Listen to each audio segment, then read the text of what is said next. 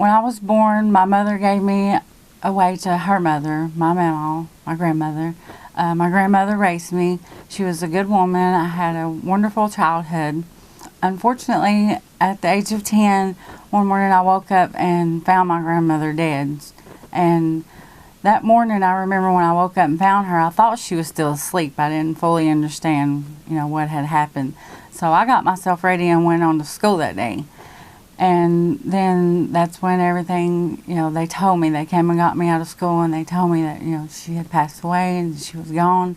And I was very confused, and all I had was that image of her, still laying in the bed, when I thought she was asleep, and now I knew that she was dead. So I was very angry and confused, didn't understand why this happened to me. I was forced to go live with my mother.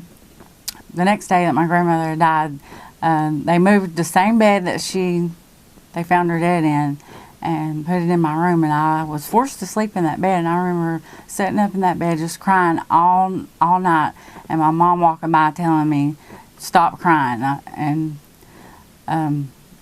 So from then on, I dealt with, confusion. We lived in fear day in, day out. All they done was fuss and fight all the time. My stepdad beating on them. And then he started sexually abusing me. He came into my room, touching me in places that he shouldn't have. And as soon as he left to go to work, I ran in my mom's room crying, and I told her, what he had done.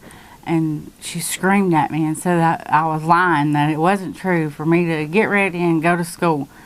And it broke my heart. Like, I was scared, even more scared after that, because she was supposed to be my mother, supposed to protect me. And she didn't. So she made me go on to school, and I just remember being scared. I almost ran away that day, and I didn't. I came back because I had nowhere to go. And at 17, I married my first husband. I was just trying to get out of that home. So all of their life, all they ever saw out of their mother was, I was drunk or high, on pills or pot, and then eventually became a meth addict.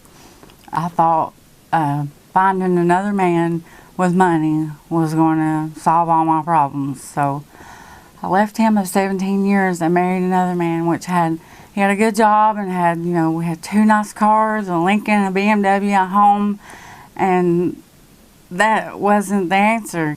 Stayed high.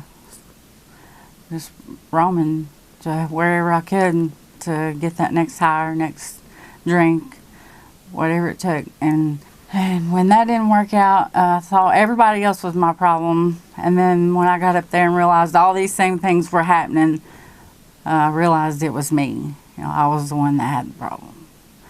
So that was my first step in getting the help that I needed. And that's when they took me to Women at the Well. When I first got there, I wasn't so sure. I was just there because I didn't have anywhere to go, and because I knew my kids wanted me to be there. My family, my kids, they didn't want anything to do with me. I was an embarrassment at that time. And that 17 months, that's when I got on my face and started crying out to God that I needed Him. I needed help, because clearly anything that I was doing was not working, and I was willing to do whatever it took. And I remember standing there and I was looking out at this most beautiful sunset that I had ever seen. And I remember it was just, I heard Him give me peace, and I heard it and I felt it. It was right into the core of my being, and He said, peace. And from that day forward, I have had a relationship with Him. I felt Him tangibly. I read the Bible and He speaks to me. He speaks to me in my prayer time. And then I stopped listening to the lies of Satan and realizing, who I am in Christ, and that He loves me, that I didn't need, drugs and alcohol. I was just trying to fill the void of God, of Jesus, that I didn't have. I didn't have that relationship. I didn't know how to live a normal life, because all I had ever known was partying and being high. And that's the way my family was. They all was, drug dealers and bootleggers, and I thought everybody's family was that way. And then I found out, no, they're not, My children have been restored. They are very proud of me. All they ever wanted was a mother too, you know. Today, they love coming to see me. They're proud of who I am today.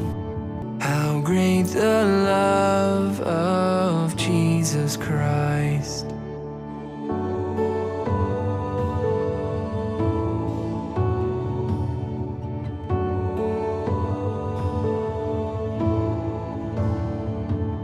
Upon the cross of Calvary, the blood was shed that pardons me. No longer bound, no more defeat. How great the love of Christ my King. There is no power, there is no grave that could ever separate me from His love and saving grace. How great the